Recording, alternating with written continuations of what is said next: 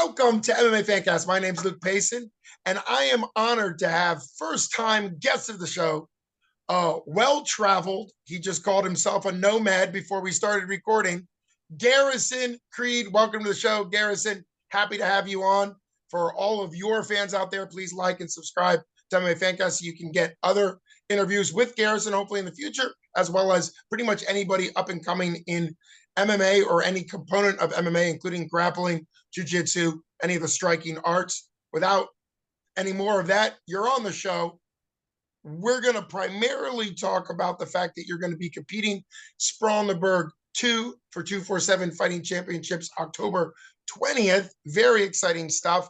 And they're billing this as a pro grappling versus pro grappler who will be competing under a no-gi jiu-jitsu submission only, what they call a super match. So it's really, really exciting. But let's back up.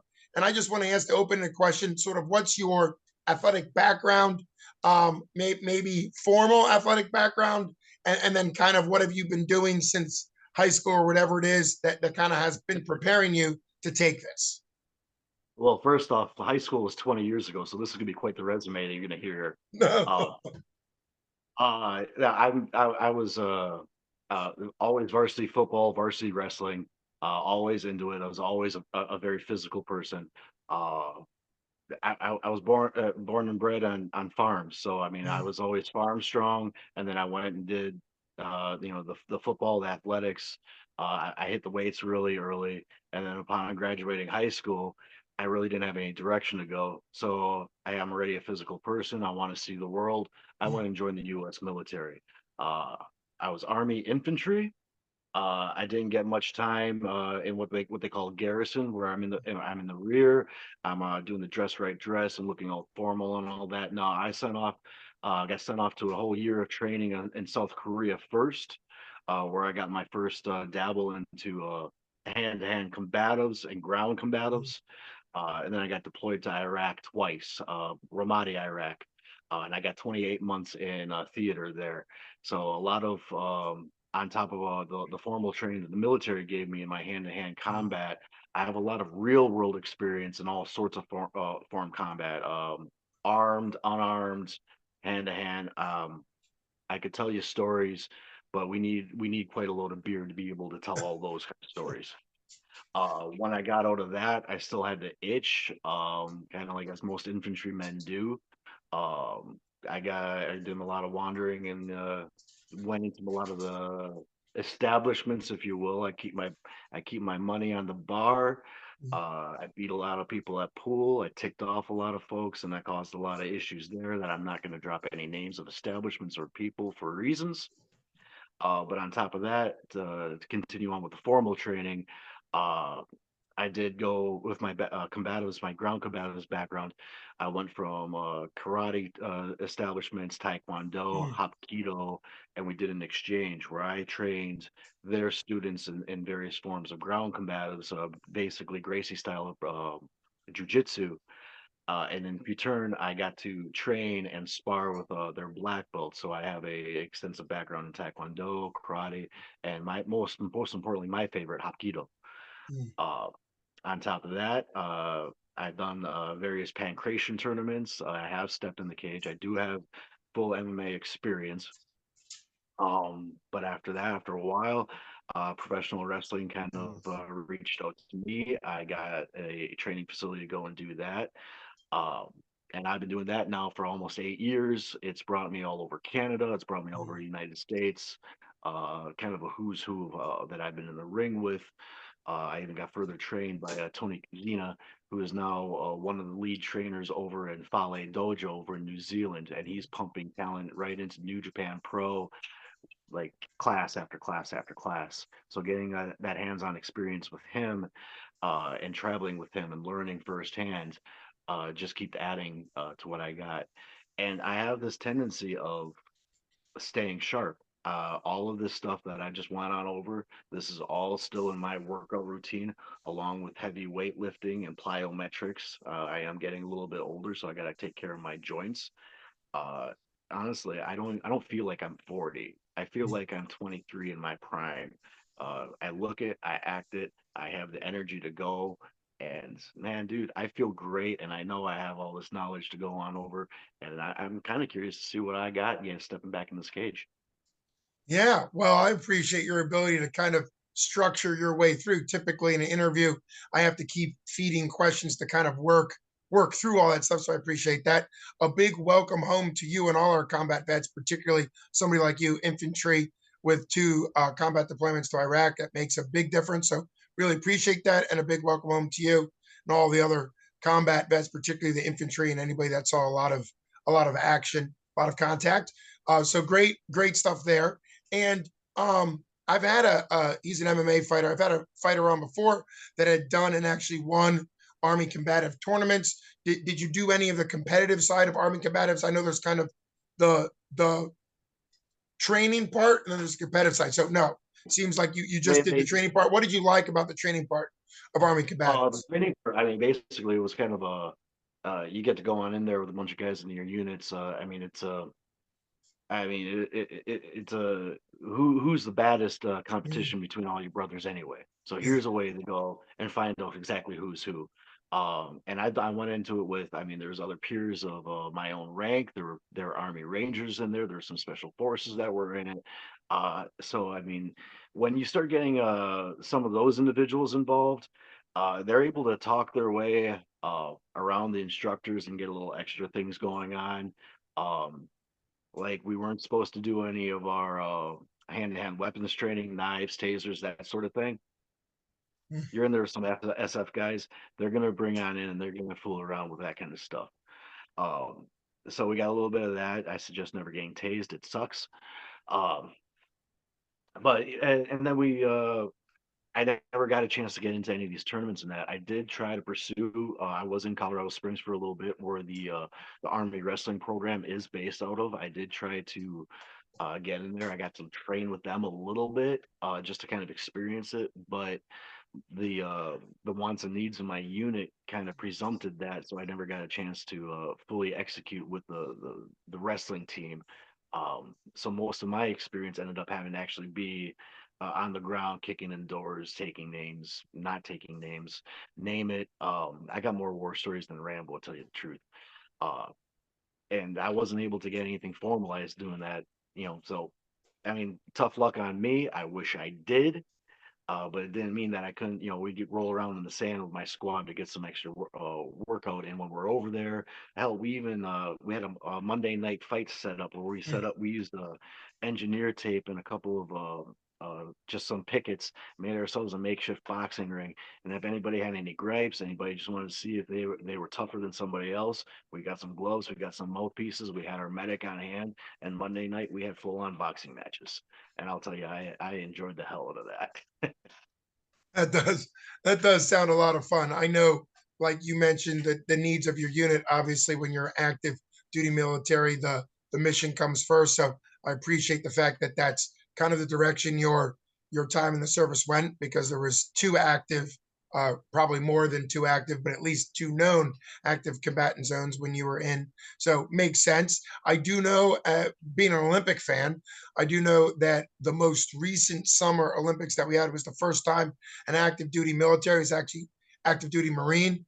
And we don't need you making fun of the Marines. I know Army Marines love to do that, but active duty Marine, a staff sergeant out of Camp I don't have Lejeune. enough crayons around here to make fun of Marines. See, exactly right.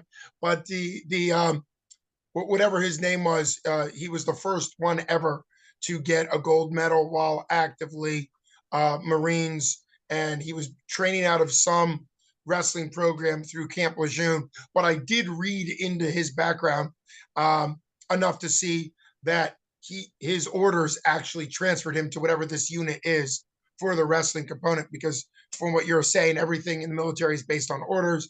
You never got those orders, so therefore that's kind of the way it goes. But Special permissions, a who's who of who you know, sure. paperwork. I'm not. I'm not the most. I'm kind of a crass individual. So when I kind of come across and somebody and I ask for special orders or anything like that, um, it doesn't go my way generally. I usually have to be a little bit more forceful in my actions to get things my way, and that's not the way it was going to be handled with the military. So I went and did what they wanted me to do. They Sure. trained me, they turned me into the weapon that I am. They pointed at me and went, "Go that way, get that," Okay. and I did. Fair enough. So what have you been doing business wise? I know you're probably a kind of a jack of all trades guy, obviously professional wrestling for 8 years. What do you do to pay the bills, or kind of what's your hobbies and focus right now? Professional wrestling is definitely the priority of the goal. I'm Okay. on the road every week. Um, the main stomping grounds is upwards of Minnesota, Illinois, Minnesota heavily. I reside here in Louisville, Kentucky. So I got some. I do got a lot of shows around in this area, so I'm very busy every weekend driving here and there. I also do various security gigs. I mean, when you got a big jack guy, it's real easy to stand at a door and just collect a paycheck and make sure that Mhm. patrons respond to the way they're supposed to and act accordingly. So that's easy money for me as well. So that's what I do, and then I have a lot of flexibility to go to gyms, to go to boxing gyms, to go to different places, get my heavy lifting on. Yeah, take care of any slight injuries or whatnot. Make sure I'm good myself, because longevity, and when you're in any kind of contact sport or contact entertainment Mhm. field, your longevity is what's going to make you. And I've been doing this for 8 years. I've only had two minor injuries that didn't stop me a lick, and I've been going pretty good. Yeah, that's really cool. Now, my what I know about actual the world of pro wrestling is pretty limited, and mainly from Pat McAfee's show, because I got into it for the football side, and he's a big pro wrestler. So in general, and I know sometimes people's status can kind of switch. In general, are you babyface or are you heel, or is that not as established in the more independent circles? Depends who paid me. I'm a Oh, mercenary. Good makes guy pays sense. me, I'm a good guy. Bad guy pays me, I'm a bad guy. It don't matter to me. I'm there to make a buck. Sure, sure. And in a way, knowing your role and being able to train and do what you need to do kind of makes sense. You're used to that. Um, the the theatrics part, you mentioned you're kind of the military, particularly infantry, is kind of trained to be the uh in case of fire break glass type guys, and that's kind of your attitude, right? That's a Oh reference yeah. to the fire acts, right? That says in case of fire break act. So, but so what is it like, kind of polishing and working on the theatrics and mic work and that type of stuff? There won't be a ton of that, although if you win, you'll get to be on the mic with me afterwards. So you could get mic time. But what's it like on the theatric side, knowing that it's still a contact sport, still very physical, but there's also a production side? Honestly, except for like the original jitters I had when I got into the business, getting in front of a bunch of crowd, and getting in front of Mhm. people. I mean, I have done some public speaking before. I've talked in front of large crowds, and that's one thing. But then now, putting on which would basically be a live action stunt action movie in Yeah. front of a live crowd is another thing. But as soon as I kind of got my groove, it became very natural for me because really when I get in the ring, you're saying theatrics and you're the entertainment side, and I know the cat's kind of out of the bag when it comes to professional wrestling, but when I go on out there, you're not getting theatrics, you're not getting a made up character, you're not getting a gimmick, you're getting me. I am an army combat experienced individual. I have freelance experience. I've done tons of things across the world. Um, you're not getting theatrics. You're getting real. You're getting Garrison Creed. You're getting a mercenary. You're getting a soldier trained, honed, knows when to give damage and when to go in for the kill. And that's what I sell. That's what I do. I want everything inside the wrestling ring look as real and legitimate as it would inside an MMA cage. That makes perfect sense. I appreciate you clarifying that.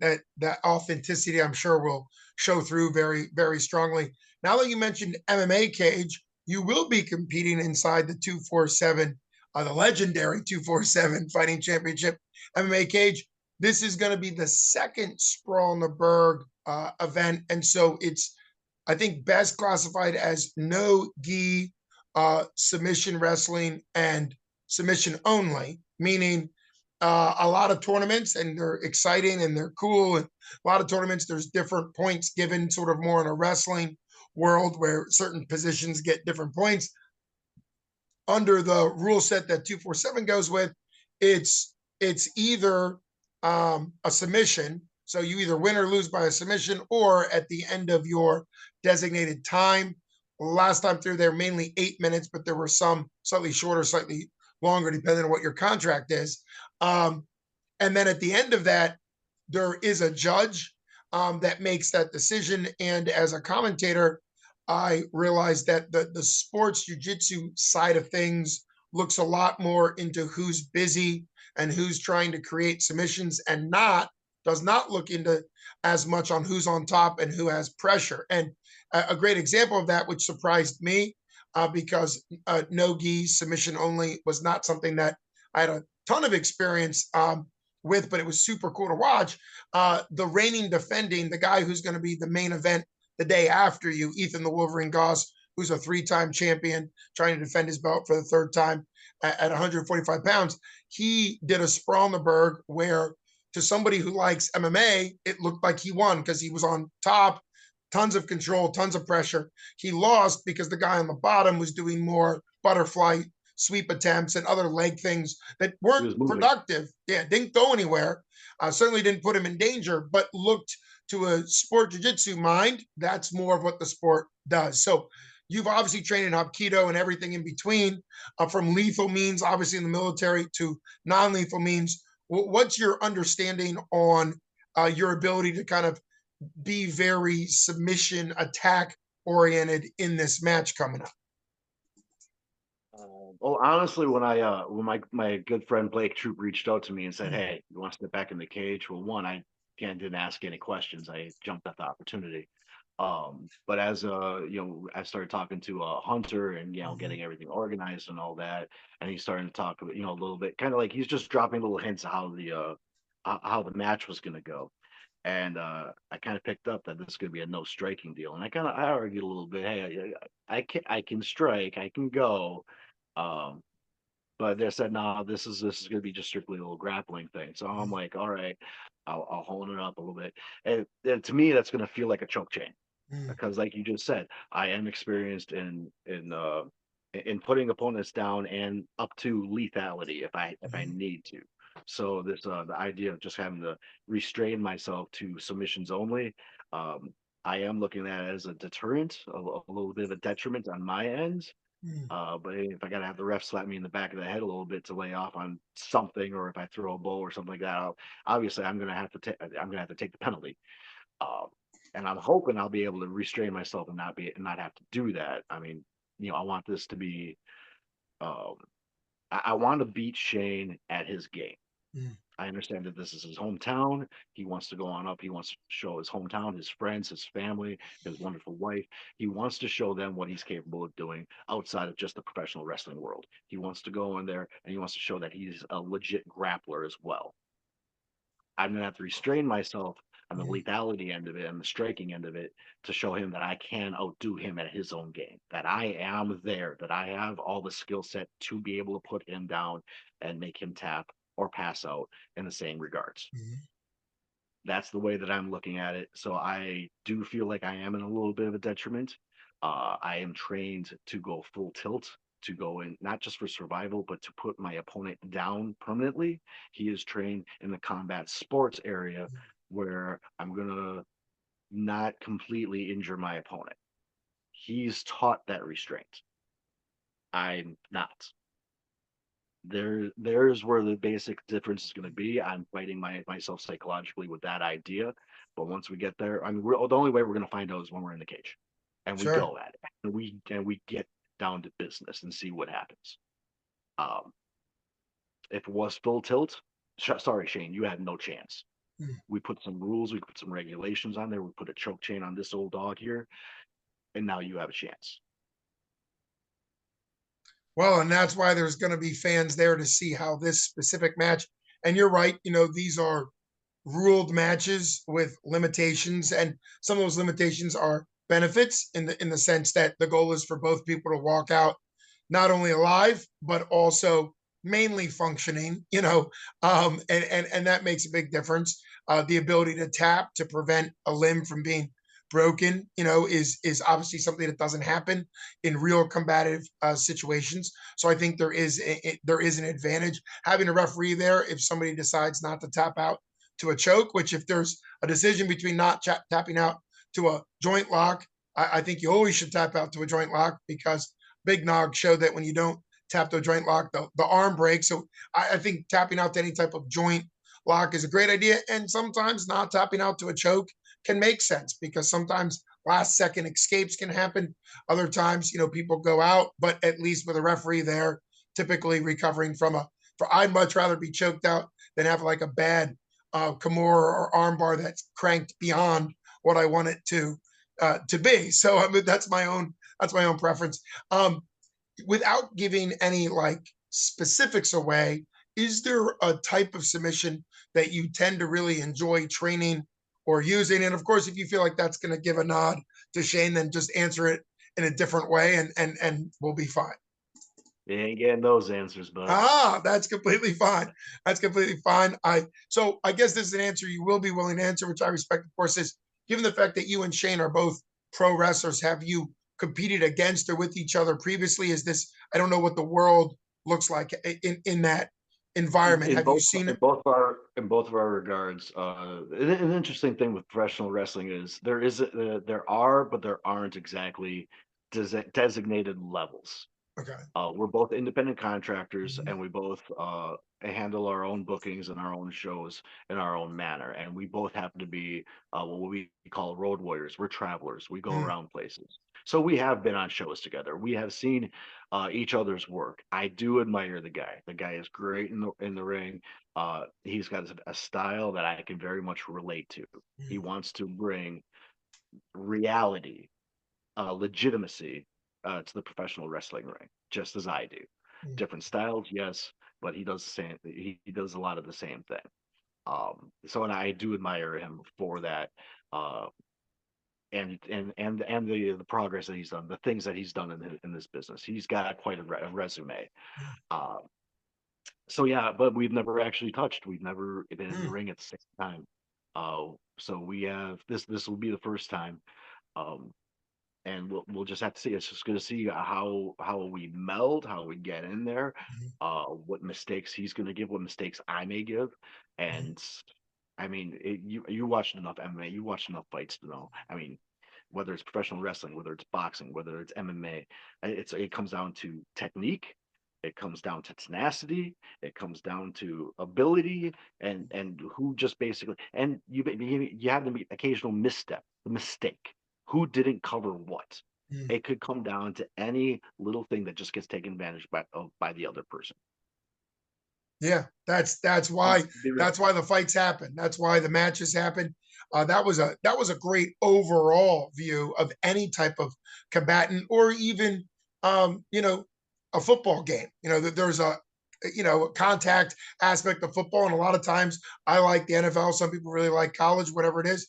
And sometimes if a team faces each other 10 times, we know who would win 9 out of 10, but you can never really know. The defending Super Bowl champs, who are now looking great. The Kansas City Chiefs looked terrible in their first game this year, and who would have thought that would happen, right? And so you're right. A lot of things go on in there. It's really cool that you and Shane have kind of been in the same orbit at times. I think it's great matchmaking on your same card. There's a bit of a tag team event going on, and against a very high rank. This is not uh, typical, but a high ranked world class no gi grappler is going up against three local guys, one at a time. Not I noticed oh, this. what? I noticed this. I saw the advertisement for it. Yeah, I've never seen it. Like they've only done 247 has only done one Sprawl. It's super creative, and that one match is not stopped by submission. Your match will be. Yours is a submission only. If there's one tap out or one referee stoppage due to some injury or something, then it's over in Nicky Rod's case because he is considered sort of world class and would pretty typically submit quickly. They're gonna have a different rule set where he's allowed to submit or be submitted, depending what happens, as many times. So it's a full 24 minutes, 3 8-minute sections. It really looks like it's going to be one hell of a gauntlet. And Yeah.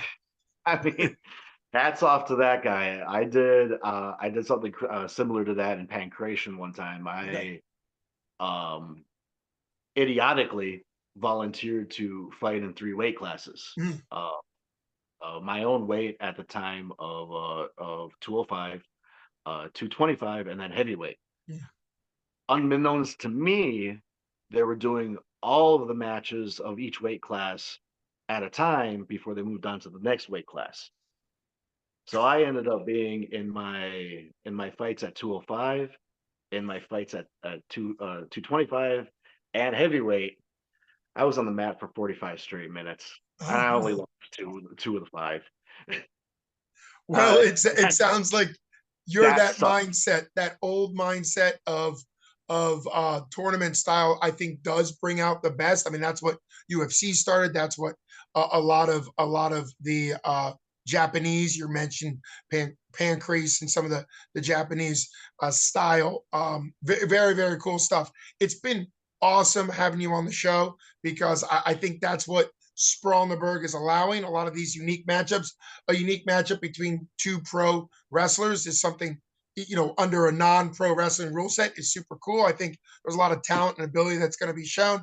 Obviously, your real world experience is very unique outside of outside of combat vets. Within combat vets, your experience is pretty typical among combat vets, but outside of the combat vet world, you have a very unique skill set coming into this. Can't wait to meet you in person, to tell you thank you for your service and welcome home in person, but also to be able to see what this display of skill really is. Can't wait to meet you. Thank you so much for not only doing this interview, but also making the trip up to Pittsburgh from Kentucky. And so it's been really awesome having you on the show. My name's Luke Payson with Garrisaon Creed. Can't wait to see what happens April 20th, the first part of the doubleheader, Sprawl in the Burgh 2 for 247 Fighting Championships. Thanks so much for coming on. All right. Thank you for having me. I appreciate you. See you live in action October 20th at the Hollywood Casinos at the Meadows in Cannonsburg, Pennsylvania. Thanks so much.